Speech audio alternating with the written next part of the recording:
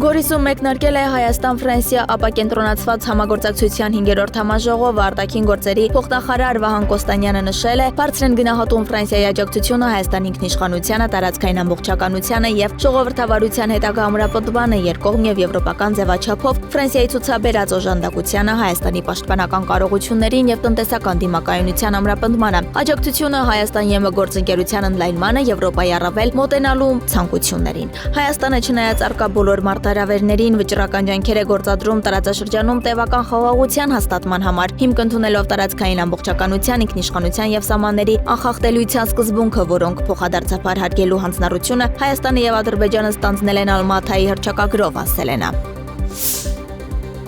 Ֆրանսիայի ազգային ժողովի Ֆրանսիա-Հայաստան բարեկամության խմբի նախկին ղեկավար Ան Լորանս Պետելը հայտարարել է, որ Սյունիքում հայերն ամեն օր բախվում են ադրբեջանական ագրեսիային։ Այս մասին Ան Լորանս Պետելը գրառում է կատարել X-ի միկրոբլոգում կից ներկայացնելով Հայաստանի պաշտպանության նախարարության հաղորդագրությունն այն մասին, որ Ադրբեջանի զինված ուժերը կրակ են բացել Խոզնավար գյուղի վրա։ Գրակոծները խաղաղ բնակիչների ուղղությամբ Սյունիքի հայերն ամեն օր բախվում են ադրբեջանական այս ագրեսիային։ Ադրբեջանի նպատակն է մարդկանց մահվան մշտական վախ ներշնչել, որպեսզի նրանք փախչեն եւ ներխուժի Հայաստան, ասված է գրառման մեջ։ Վերջում Պետելը նշել է ԵՄ դիվանագիտության ղեկավար Կայա Կալասին եւ Եվրանձնաժողովի նախագահ ֆոն դեր Լայենին, նրանց այսպես ասած ուսալի գործընկեր համարելով Ալիևին։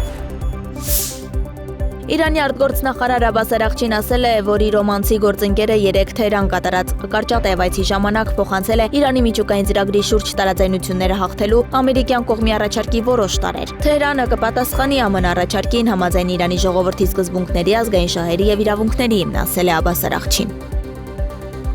Ուկրաինական լրատվամիջոցները հաղորդել են Սարդոստային հատուկ գործողության մասին, որը նպատակ ուներ ոչնչացնել տասնյակ ռուսական ինքնաթիռներ 4 օդանավակայաններում։ Հարձակողական անօդաչու թռչող սարքերը թռիչքներ էին կատարում մայրուղում կայանված բեռնատարներից։ Ուկրաինայի անվտանգության ծառայությունը կազմակերպել է հարձակում ռուս-ուկրաինական սահմանից հեռու գտնվող մի քանի շրջաններում գտնվող ռուսական օդանավակայանների վրա։ Նշվում է, որ հարձակման հետևանքով վնասվել է ավելի քան 40 ինքնաթիռ։ Լրատվամիջոցները պնդում են, որ գործողությունները ռուսական բանակին պատճառել են մոտ $2 միլիարդ վնաս։